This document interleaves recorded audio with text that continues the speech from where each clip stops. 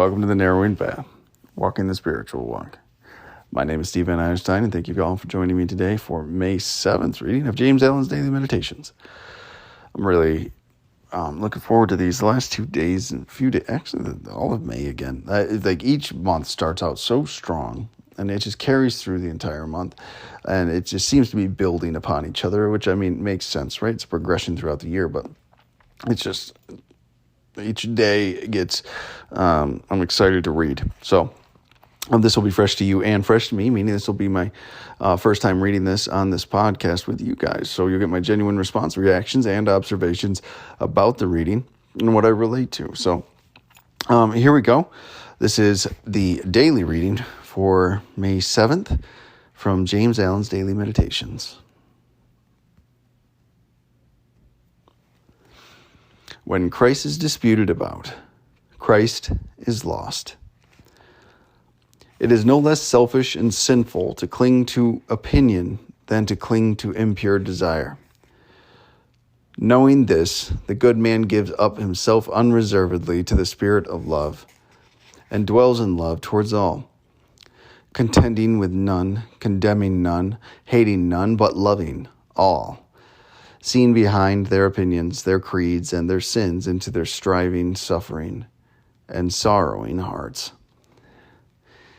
He that loveth his life shall lose it. Eternal life belongs to him who, when obediently relinquish his petty, narrowing, self-loving, strife-producing personal self. For only by doing so can he enter into the large, beautiful, free, and glorious life of abounding love. Herein is the path of life, for the straight gate is the gate of goodness.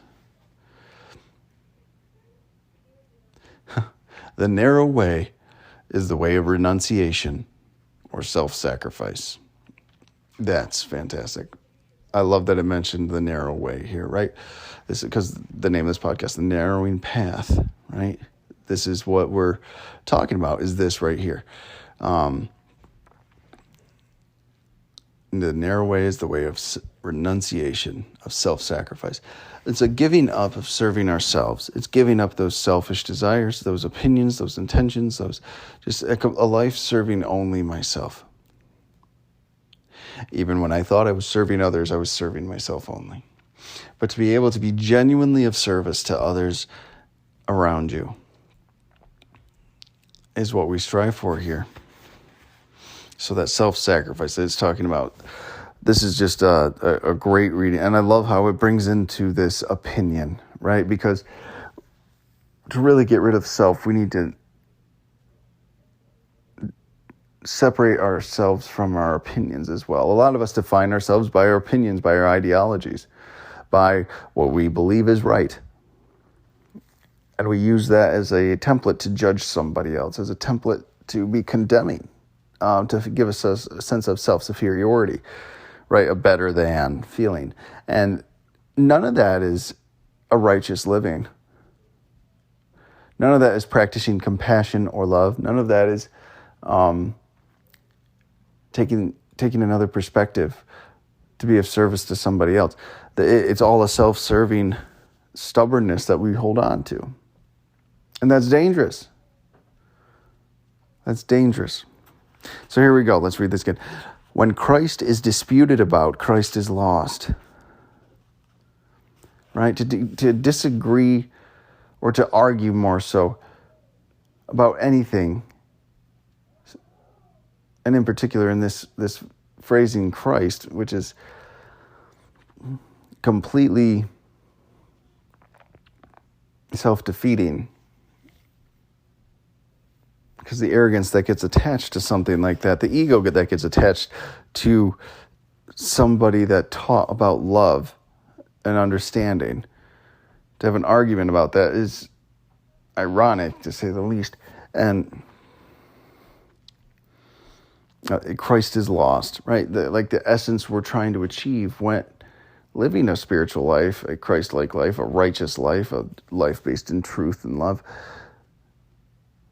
What we're trying to achieve there is lost.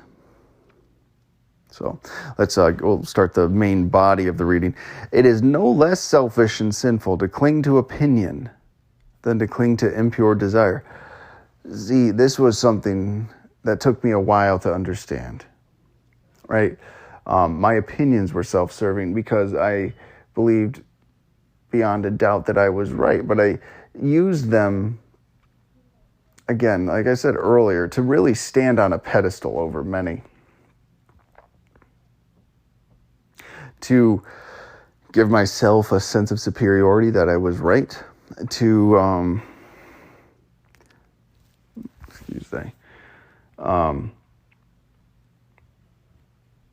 define myself by these opinions as well.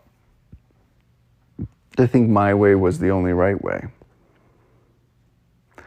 And in defiance of or anybody that stands against my opinion or in contradiction to my opinion is no longer, or I interpret them as being against me, right? I define myself. Oh my goodness, excuse me, it snuck up on me, by my opinion. And James Allen's saying here to hold on to those opinions, to fight against others for the right to say that I was correct, is just as sinful as desire, as lust to covet something. He goes on to say, knowing this, the good man gives up himself unreservedly to the spirit of love. Meaning, we practice love first and foremost and always. No matter who, no matter about what. We don't pick and choose where we want it to show up. We don't pick and choose what we think it should be about. We practice love for another human being, for another individual, for anything. And dwells in love towards all, contending with none, condemning none, hating none, but loving all. That's a pretty steep ask, or at least it seemed like it for me in the beginning, to dwell in love towards all, contending with none. So disagreeing with none, judging, like condemning none, like not putting anyone down and judging people to be less than yourself, and hating none, despising somebody, right? Like to actually hold resentment towards somebody, but loving all. Loving absolutely everybody, regardless of opinion held, race, religion, ideology, caste, social class, whatever, anything. It doesn't matter. To love is the first and only thing we must do here. And then that when we practice a spirit of love, when we practice a spirit of righteousness, all those other things fall away. And there's a lot of freedom in that, because we're not using our mind to solely serve ourselves anymore.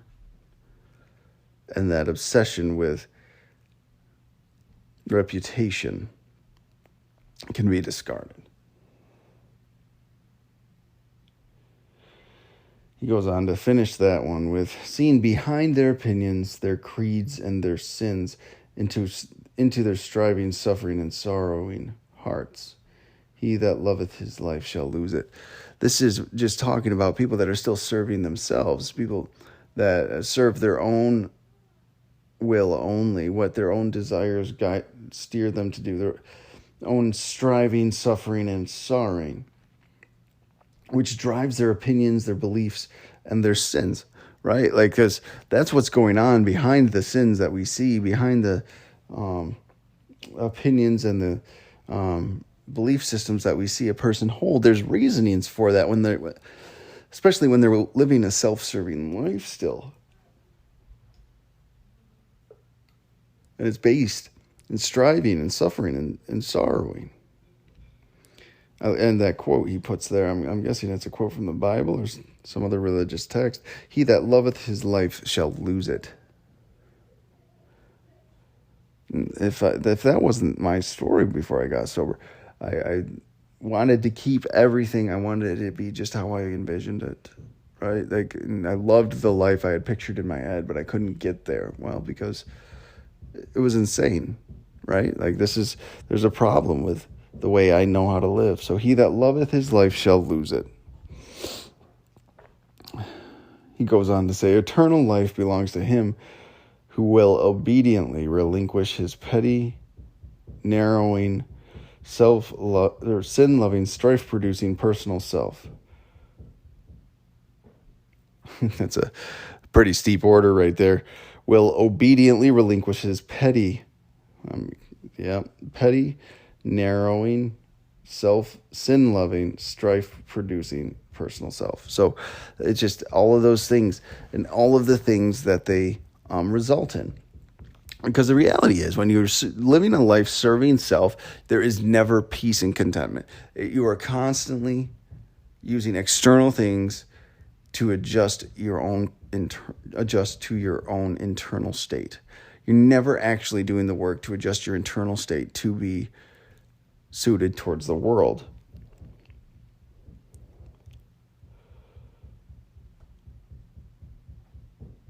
And we need to obediently relinquish these things. And he goes on to say, for only by doing so can he enter into the large, beautiful, free, and glorious life of abounding love. That's a pretty good place to be, in my opinion. Large, beautiful, free, glorious life of abounding love. That's where we want to get to, right? That's where we want to be. That large, beautiful, free, glorious life of abounding love. Sounds like a beautiful place to reside. And then he closes it up here. Herein is the path of life. For the straight gate is the gate of goodness. So for the straight gate, meaning the gate that's straight ahead of us, the gate that's on the straight and narrow path, right? The right gate, the one that we walk on the path of truth and spiritual understanding.